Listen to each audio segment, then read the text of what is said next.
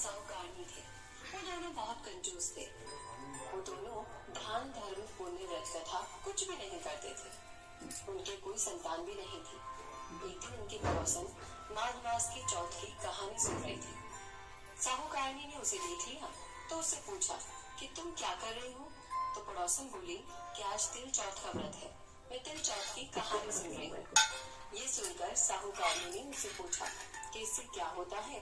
तो पड़ोसन बोली कि इससे अन्न धन मिलता है, संतान होती है। ये सुनकर साहूकार ने बोली मेरे संतान नहीं है।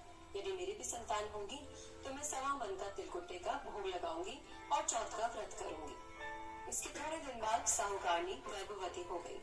चौथ माता के इस चमत्कार को देखकर आश्चर्यचकित रह गई और कहने लगी कि लड़का होगा तब व्रत रखूंगी और सवा मन का तिलकुट्टा चढ़ाऊंगी। अब उसके लड़का भी हो गया तो वो बोली कि जब इसका विवाह होगा तब भोग लगाऊंगी।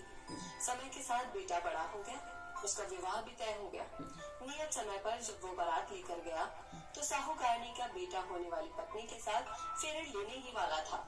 चौथ माता ने सोचा कि बेटा पैदा होने पर तिलकुट्टा चढ़ाने का बोला था, अब तो बेटा ब्याहने जा रहा है तो भी तिलकुट्टे का भोग नहीं लगाया।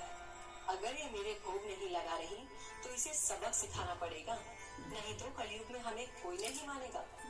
तो दूल्हे के 3 फेरे होते ही चौथे फेरे में चौथ माता कड़कड़ाती आई और दूल्हे को उठाकर वहां से चली गई और उसे गांव के रास्ते के किनारे एक पीपल के पेड़ पर बिठा दिया। फिर तो पूरे ग्राम में हाहाकार मच गया। लोगों को समझ में ही नहीं आया कि ये सब क्या हो रहा है।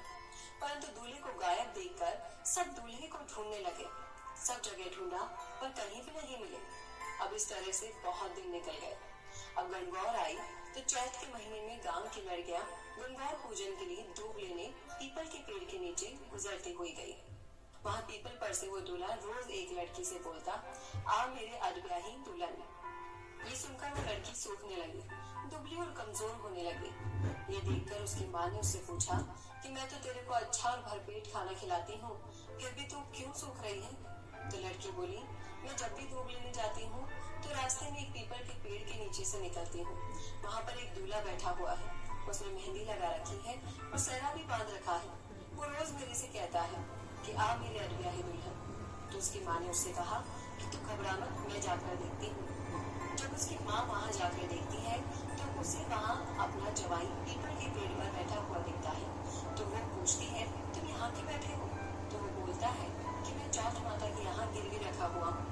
मेरी माँ ने चौथ माता के सवामन तिलकुट्टे का भोग बोला था, परंतु आज तक उसने भोग ही नहीं लगाया। इसलिए नाराज होकर चौथ माता मुझे यहाँ उठा लाई और यहाँ पर आकर पीपल पर बैठा दिया। ये सुनते ही उसी वक्त लड़की की माँ दूल्हे की माँ के पास गई और सारी बात बोल दी। तो साहूकार ने बोली, हे चौथ माता, मेरा अपराध क्षमा करो, मुझे एक और अवसर दो। अगर मेरा बेटा आ जाएगा तो मैं 2.5 मन तिलकुट्टे का भोग लगाऊंगी। छोरी की माँ ने भी 2.5 मन तिलकुट्टे का भोग बोला। दोनों माओं की अनुनय विनय सुनकर चौथ माता राजी हो गई। उन्होंने उस बेटे को फेरे मिलाकर बिठा दिया और धूमधाम से उसका ब्याह हो गया। उसके बाद पीछे से सभी लोगों ने चौथ माता को तिलकुट्टे का भोग लगाया और सारी नगरी में ढिंढोरा पिटवा दिया कि कोई भी चौथ माता का व्रत करेगा तो तिलकुट्टे का भोग जरूर लगाएगा। हे चौथ माता, जैसे आपने बेटे बहू को मिलवाया वैसे ही सभी पर अपनी कृपा करना और आपकी कथा सुनने वाले, हुंकारा भरने वाले की सभी मनोकामनाएं पूरी करना। कोई भूल चूक हुई हो तो माफ करना। चौथ माता की जय। दोस्तों, अगर आपको ये वीडियो पसंद आया हो तो इसे लाइक करें, वीडियो को ज्यादा से ज्यादा शेयर करें और चैनल को सब्सक्राइब जरूर करें और नोटिफिकेशन बेल को भी ऑन कर लें, जिससे आगे आने वाले सभी वीडियोस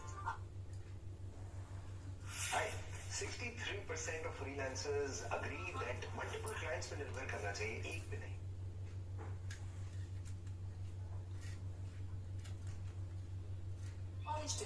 सभी को मेरा प्रणाम। एक शहर में देवरानी जेठानी रहती थी। जेठानी अमीर थी और देवरानी गरीब थी। देवरानी गणेश जी की भक्त थी। देवरानी का पति जंगल से लकड़ी काट कर बेचता था और अक्सर बीमार रहता था। देवरानी जेठानी के घर का सारा काम करती और बदले में जेठानी बचा हुआ खाना, पुराने कपड़े आदि उसको दे देती थी। इसी से देवरानी का परिवार चल रहा था। माघ महीने में देवरानी ने तिल चौथ का व्रत किया। 5 आने का तिल और गुड़ लाकर तिलकुट्टा बनाया। पूजा करके तिल चौथ की कथा सुनी और तिलकुट्टा छीके में रख दिया और सोचा कि चांद उगने पर पहले तिलकुट्टा और उसके बाद ही कुछ खाएगी। कथा सुनकर वो जेठानी के यहाँ चली गई। खाना बनाकर जेठानी के बच्चों से खाना खाने को कहा तो बच्चे बोले, माँ ने व्रत किया है और माँ भूखी है, जब माँ खाना खाएगी हम भी तभी खाएंगे। जेठ जी को खाना खाने को कहा तो जेठ जी बोले, मैं अकेला नहीं खाऊंगा, जब चांद निकलेगा तब सभी खाएंगे, तभी मैं खाऊंगा। जेठानी ने उसे कहा, आज तो किसी ने भी अभी तक खाना नहीं खाया, तुम्हें कैसे दे दूं मैं खाना?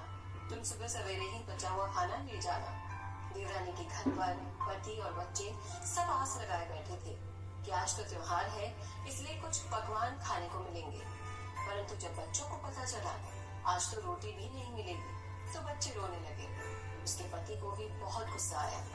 कहने लगे, सारा दिन काम करके भी 2 रोटी नहीं ला सकती तो काम क्यों करती हो? पति ने गुस्से में आकर पत्नी को कपड़े धोने के धोने से मारा। धोना हाथ से छूट गया तो पाटे से मारा। वो बेचारे गणेश जी को याद करती हुई रोते रोते पानी पीकर सो गई। उस दिन गणेश जी देवरानी के सपने में आए और कहने लगे, धोने मारी, पाटे मारी, सो रही है या जाग रही है? वो बोली, कुछ सो रही हो, कुछ जाग रही हो। गणेश जी बोले, भूख लगी है, कुछ खाने को तो दे। देवरानी बोली, क्या दूं? मेरे घर में तो अन्न का एक दाना भी नहीं है। जेठानी बचा हुआ खाना देती थी, आज वो भी नहीं मिला। पूजा का बचा हुआ तिलकुट्टा छीके में पड़ा है, वही खा लो। तिलकुट्टा खाने के बाद गणेश जी बोले, धूमने मारी, पाटे मारी, निमटाई लगी है, कहाँ निमटू? वो बोली, ये पड़ा घर, जहाँ इच्छा हो वहीं निमट लो। फिर गणेश जी बच्चे की तरह बोले, अब कहाँ पहुँचूं? नींद में मगन अब देवरानी को बहुत गुस्सा आया कि कब से तंग किए जा रहे हो। तो बोली, मेरे सर पर पहुँच दो। और कहाँ पहुँचोगे? सुबह जब देवरानी उठी तो ये देखकर हैरान रह गई कि पूरा घर हीरे और मोती से जगमगा रहा है। सिर पर जहाँ विनायक जी पोछती करके गए थे, वहाँ हीरे के टीके और बिंदी जगमगा रहे थे। उस दिन देवरानी जेठानी के यहाँ काम करने ही नहीं गई। बड़ी देर तक राह देखने के बाद जेठानी ने बच्चों को देवरानी को बुलाने भेजा। जेठानी ने सोचा, कल खाना नहीं दिया इसलिए शायद देवरानी बुरा मान गई है।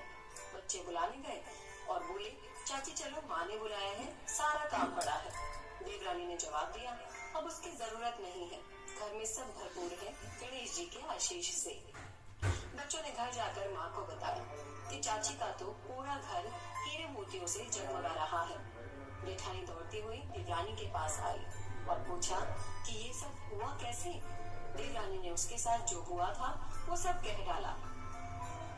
घर लौटकर जेठानी अपने पति से बोली कि आप मुझे धोने और पाटे से मारो। उसका पति बोला कि हे बली मानस, मैंने कभी तुम पर हाथ भी उठाया है?